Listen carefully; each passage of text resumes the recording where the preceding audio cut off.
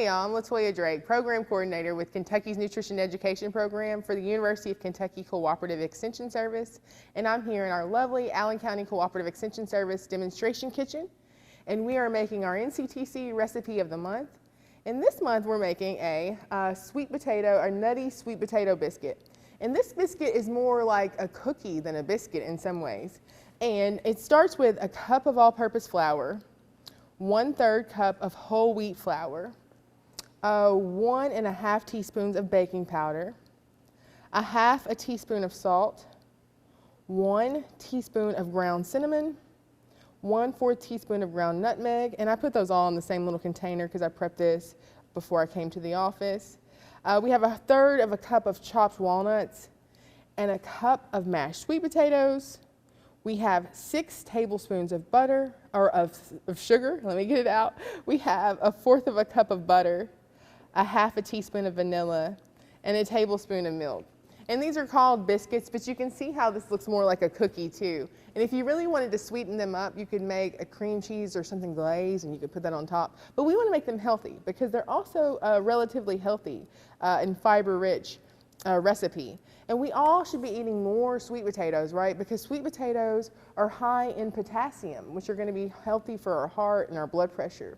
So in a bowl, we're going to start by mixing together all of our dry materials. That is our flours, right? So we've got our all-purpose flour.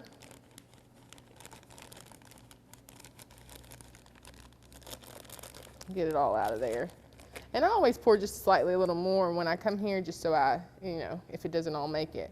This is whole wheat flour. And I like to store, I know many of you guys probably already know this trick anyway, I like to store my flour in the freezer because it's going to keep it fresher longer. It's going to keep the air from getting to it. Any bugs or anything that might be living in there are going to rise to the top because of the cold. We've got our baking powder here, right? Yep. We've got our spices and our salt, so cinnamon and nutmeg, and we've got our 1/3 cup of walnuts. Let's mix this together. So I've already preheated our oven back here to 450 degrees.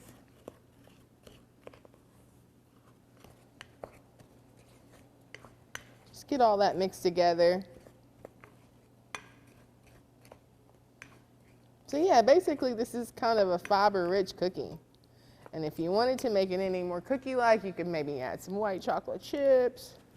So we're gonna also now mix in our sweet potatoes. And I cooked these this morning in my handy dandy air fryer. I love an air fryer because I don't have to pay any attention to it. I can put it in the air fryer, I can walk away, I can look over my notes from what I'm going to talk to you guys about, and I can hop in the shower and they can be going. But you can cook sweet potatoes in so many different ways. I love air fryers because of the convenience, but air fryers are the same thing as a convection oven for the most part with a fan. That's what makes them slightly different. So I added my butter to my sweet potatoes. So not only can you not cook them in that, you can cook sweet potatoes in the microwave, and you can even heat up sweet potatoes for a couple of minutes to soften them a little bit if you want to peel the skin off, right? Or dice them. Because one of the few times that I have, and I'm sure it won't be the last time because I cooked, almost sliced my finger off was messing with a sweet potato because they're so, tough. So you can even, you can warm them up for a bit, just like you can a winter squash in the microwave for a couple minutes.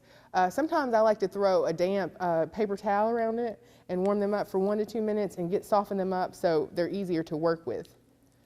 So I got that butter mixed in there. Let's mix this vanilla in there. Let's add our sugar. And let's add our milk. Let's mix this up. All right. I love sweet potatoes, and Barry and I were talking about the difference between a sweet potato and a yam, because oftentimes we hear sweet potatoes called yams, right?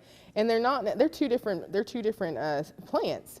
If we think about the history of food and where food comes from, and the history of our country, when enslaved folks came over, they saw sweet potatoes, and they reminded them of the yams that they had back home.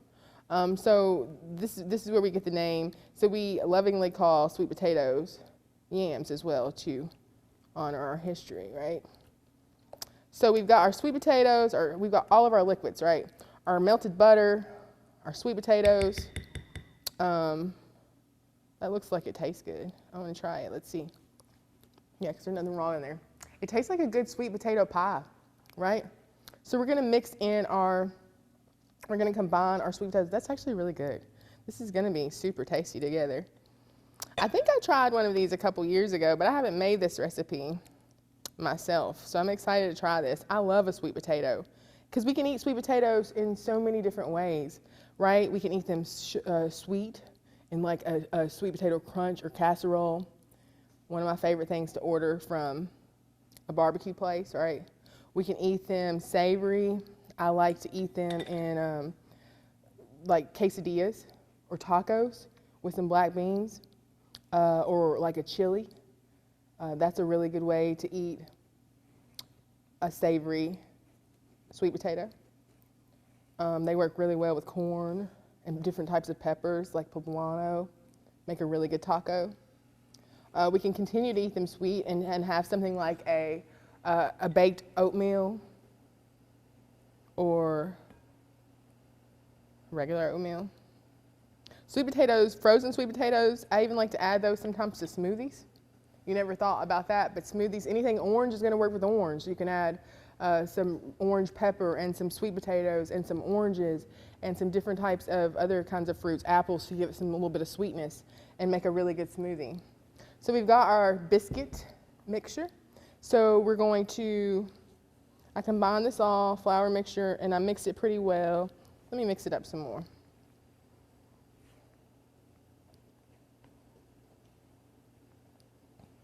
Okay. So we talked about a couple of the ways you can also cook sweet potatoes. I especially love roasted sweet potatoes. That's a great way to use them when you're using them when they're savory, right? I've got a piece of freezer paper here because I just love to avoid mess as much as I can, even though you know I don't do that well because y'all seen me make a mess on here. So let's get some flour on my hands. And let's put this biscuit mix out here. Maybe just go for it now.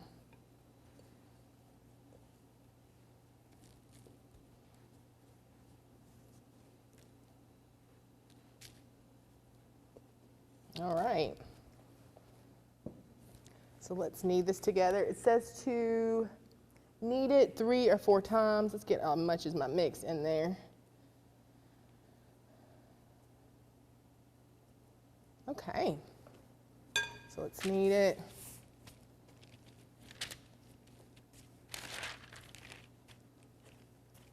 Okay.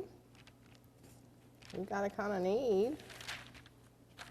And I probably should have used the waxy side of this freezer paper, but better luck next time. So let's roll this out to about a 1/2 inch. Yeah.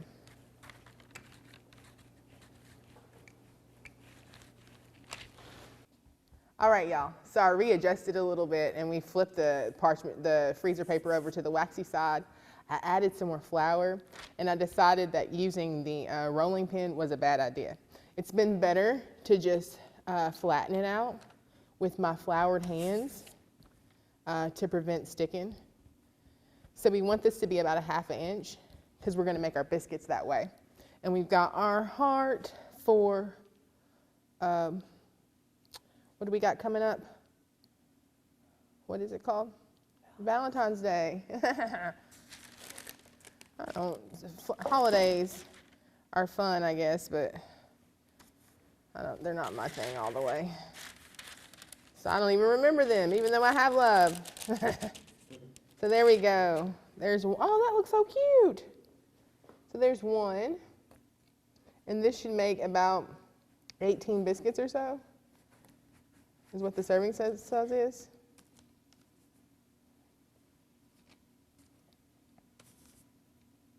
So let's make biscuits.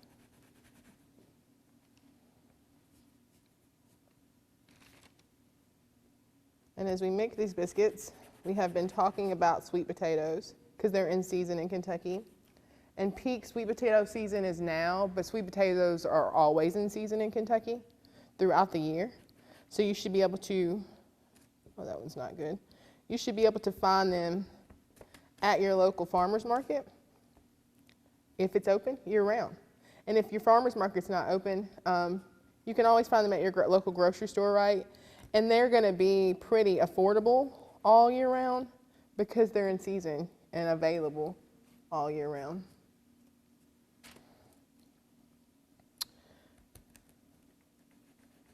So I'm gonna just keep cutting these. Okay, y'all, we've got 18 of our little messy sweet potato biscuits or cookies made.